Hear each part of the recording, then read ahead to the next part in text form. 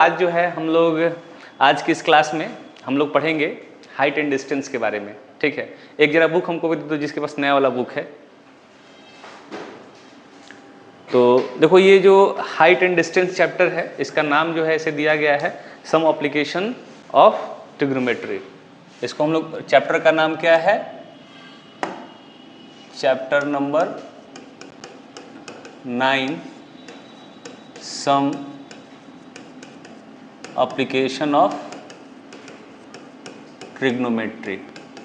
देखो यहाँ पे क्या है कि ये जो चैप्टर है वो सारा का सारा जो है किसके ऊपर बेस्ड है, ट्रिग्नोमेट्री के ऊपर ही बेस्ड है। क्योंकि ऑलरेडी जो हम लोग क्लास मतलब जो चैप्टर नंबर 8 है वो चैप्टर नंबर 8 के अंदर जो ट्रिग्नोमेट्री पढ़े हैं उसी के ऊपर ये बेस्ड है। आई बात समझ में ना। तो हम लोग को जो है ट्रिग्नोमेट्री के आधार पे ही सारे जो क्वेश्चंस होंगे वो सॉल्व होंगे। और इसमें जो मेनली एप्लीकेशन कह रहा है कि सम एप्लीकेशन ऑफ ट्रिग्नोमेट्री, इसका मतलब ये है कि हम लोग जो हाइट एंड डिस्टेंस है उनसे रिलेटेड ये जो है चैप्टर है। ठीक है, हाइट एंड डिस्टेंस ही कहा जाएगा और इसी के बारे में जो है हम लोग कुछ बेसिक जानकारी पहले करना होगा। और बेसिक जानकारी के बाद जो है कोई भी अगर क्वेश्चन तुम लोग सॉल्व करोगे उस तरीके को अपना के तो क्वेश्चन बहुत आसानी से सॉल्व हो जाएगा। ठीक ना।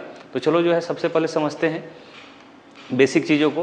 तो देखो यहाँ पे क्या है कि सपोज करो अगर एक कोई टावर है, यहाँ पे ये क्या है, एक टावर है, इसको मान लेते हैं। ठीक है, तो देखो यहाँ से क्या है कि एक टावर था और कोई एक यहाँ पे मान लो कि सूरज खड़ा है। कौन खड़ा है जी?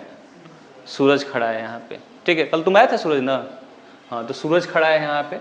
ठीक है, अब सूरज जो है ना इस टावर से ऊपर की तरफ दिख रहा है। कहाँ दिख रहा है? ये ऊपर की तरफ दिख रहा है। ठीक है, तो सपोज करो कि जब ये ऊपर की तरफ देखा तो यहाँ से जब यहाँ पे देख रहा होगा तो कोई ना कोई तो जो है यहाँ पे एंगल बन रहा होगा, किसी ना किसी एंगल से ही। तो हम जैसे मान लो कि हम ये ऊपर दिख रहे हैं तो मेरे आँख से और यहाँ के बीच में क्या होगा, कुछ ना कुछ तो एंगल बनेगा ना।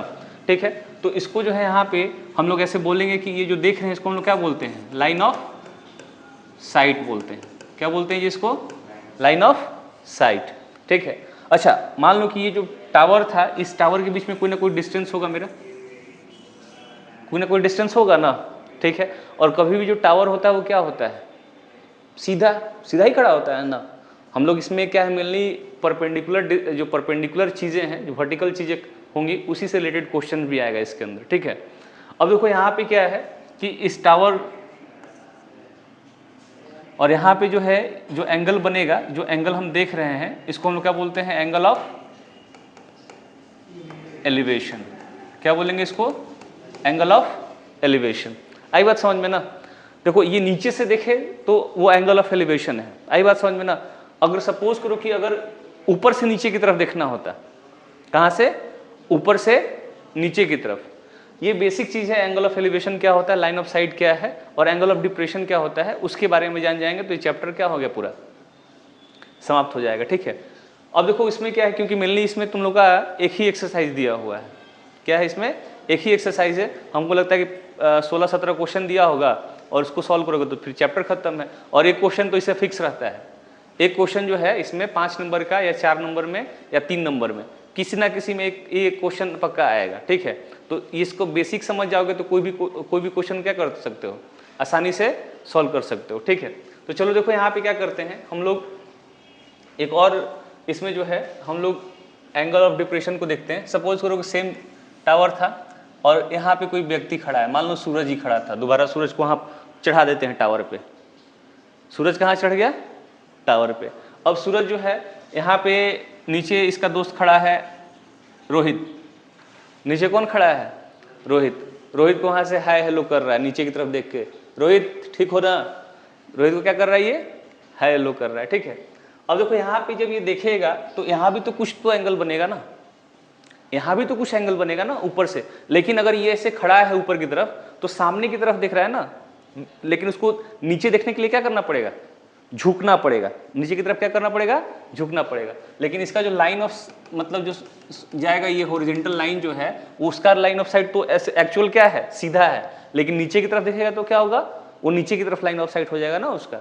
ठीक है, तो यहाँ पे जब इसकी तरफ देखा यहाँ पे तो यहाँ भी क्या बन जाएगा, कुछ ना कुछ एंगल बनेगा।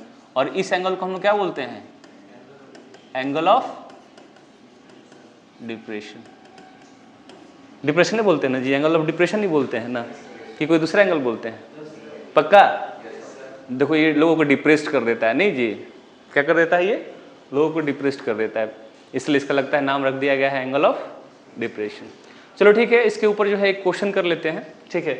क्वेश्चन जो है हम लोग एनसीईआरटी का ही जो एक एग्जाम्पल दिया हुआ है उस एग्जाम्पल को करेंगे, और उसके बाद जो है सारा क्वेश्चन जो है हम लोग का आसानी से सॉल्व हो जाएगा, ठीक है। तो देखो इसमें जो है एनसीईआरटी में एग्जाम्पल नंबर 1 दिया हुआ है, इसको हम लोग करते हैं एग्जाम्पल नंबर 1 को, ठीक है। तो देखो यहाँ पे क्या कहता है, अ tower stands vertically on the ground. एक टावर है, मान लो कि ये टावर है, सीधा खड़ा है। वर्टिकल का मतलब क्या होता है?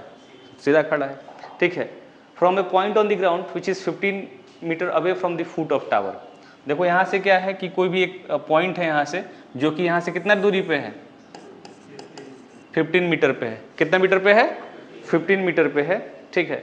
The angle of elevation at of the top of tower is found to be 60 degree. और यहाँ से कोई देख रहा है तो एंगल ऑफ एलिवेशन कितना बन रहा है यहाँ पे? 60 डिग्री बन रहा है। कितना बन रहा है जिसमें? 60 डिग्री बन रहा है। तो हमें क्या करना है? Find the height of tower, यानी ये जो हाइट है टावर का, क्या निकालना है? हाइट ऑफ टावर निकालना है। आई बात समझ में ना? चलो देखो यहाँ पे क्या है कि इसको हाइट ऑफ टावर निकालने के लिए पहले यहाँ पे नाम भी दे सकते हो, ट्रायंगल जो बन रहा है, क्योंकि ट्रायंगुलर फॉर्म हुआ है ना, तो यहाँ पे हम नाम भी दे सकते हैं, ठीक है। अब देखो इसमें क्या है कि हम लोग जो है ना, इसमें क्या करते हैं कि अगर इसका हमको हाइट निकालना होगा तो हम लोग ट्रिग्नोमेट्री में जब शुरुआती हम लोग पढ़े थे ट्रिग्नोमेट्रिक रेशियोज़ के बारे में, तो वहाँ पे जो है हम लोग सीखे थे कि sine theta is equal to P by H, cos theta is equal to B by H, ऐसे पढ़े थे ना हम लोग। तो उसी चीज़ का जो है इस चैप्टर के अंदर यूज़ करना है, इसके अलावा कुछ नहीं होना चाहिए। और साथ में जो है जो साइन 30 की वैल्यू, tan 60 की वैल्यू, tan 30 की वैल्यू, खास करके tan की वैल्यू ज़्यादा का यूज़ होता है। tan का वैल्यू क्या होता है इसमें? ज़्यादा यूज होता है। तो tan एकॉर्ड का वैल्यू जो है कम से कम तुमको पूरा याद होना चाहिए, तभी जाके चैप्टर क्या होगा, आसानी से तुम सॉल्व कर पाओगे, ठीक ना। तो चलो देखो यहाँ पे क्या करते हैं। अच्छा एक चीज़ ध्यान दो, अगर हम मान लो कि ये टावर का हाइट पूछा है, यानी परपेंडिकुलर है इस ट्रायंगल के हिसाब से, तो ये क्या बन गया? बेस बोलेंगे ना इसको, इसको क्या बोलेंगे हम लोग? बेस बोलेंगे, ठीक है। और हमारी ज़रूरत क्या है? पी की ज़रूरत है ना, पी की ज़रूरत है, यानी हमारे पास बी दे रखा है कितना जी? 15 मीटर, यानी जो डिस्टेंस है दोनों के बीच का, इसको एग्जाम में जब आएगा तो हम लोग लिखेंगे distance of point C from the foot of the tower is 15 metre, वहाँ पे ऐसे करके लिखना होगा, ठीक है। और हमें क्या निकालना है इसमें? Height of tower. क्या निकालना है जी इसमें? Height of tower. और इसमें जो है एंगल सी की वैल्यू कितनी दे रखी है? 60 डिग्री वैल्यू दे रखी है। कितनी वैल्यू दे रखी है? 60 डिग्री, ठीक है। तो देखो यहाँ पे क्या है कि अगर तुम किसी भी ट्रिग्नोमेट्रिक रेशियोज को देखोगे तो पी और बी किस में आता है?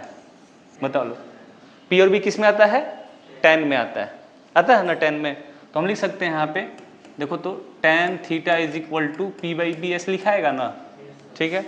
तो अब देखो tan 60 डिग्री है ना, ये कितना है? tan 60, और p का वैल्यू कितना है नहीं दिया है, तो p को हम लोग क्या मान लेते हैं? सपोज करो कि let the height of tower कितना था? x मान लेते हैं। कितना मान लेते हैं जी? x, ठीक है। तो हम लिख सकते हैं यहाँ पे x अपॉन 15 लिखा जा सकता है ना। अच्छा tan 60 का वैल्यू कितना होता है? √3 होता है। तो x अपॉन 15, तो x इज इक्वल टू कितना आ जाएगा? 15√3 मीटर। ये क्या हो जाएगा तुम्हारा? आंसर हो जाएगा। आई बात समझ में ना? तो इस तरीके से जो हम लोग इस चैप्टर को सॉल्व कर सकते हैं। आई बात समझ में ना? और जो कभी कभी क्या होता है, एक चीज़ ध्यान दो, कभी कभी क्या होता है कि एग्जाम में तुमको √3 की वैल्यू दे रखी रहेगी, तो वहाँ पे उसको मल्टीप्लाई करना पड़ेगा। अगर वैल्यू दे रखा है ना, तो क्या करोगे? वहाँ पे मल्टीप्लाई कर देना। वैल्यू नहीं दिया है तो इसको हम यहीं पे छोड़ सकते हैं, कोई ज़्यादा आगे सॉल्व करने का इसको ज़रूरत नहीं है। कभी कभी क्या आएगा कि कॉम्प्लेक्स वैल्यू आ जाएगी। कॉम्प्लेक्स वैल्यू कहने का मतलब ये है 5√3 + 2, ऐसे भी आ सकता है, समझ में आया ना? तो उसको जो है ज़्यादा आगे सॉल्व करने की ज़रूरत नहीं है, उसको उतने पे हम छोड़ेंगे तो गलत नहीं होगा उसके अंदर, ठीक है। लेकिन हाँ, अगर डिनोमिनेटर में ऐसी कॉम्प्लेक्स वैल्यू आती है तो वहाँ पे रेशनलाइज कर सकते हो। क्या कर सकते हो? वहाँ पे रेशनलाइज कर सकते हो। आई बात समझ में ना? तो चलो ठीक है, ये अभी जो है एक हम लोग बेसिक चीज़ समझे इस चैप्टर का, और इसके बाद जो है बारी बारी से सारे क्वेश्चन को हम लोग सॉल्व करेंगे, ठीक है।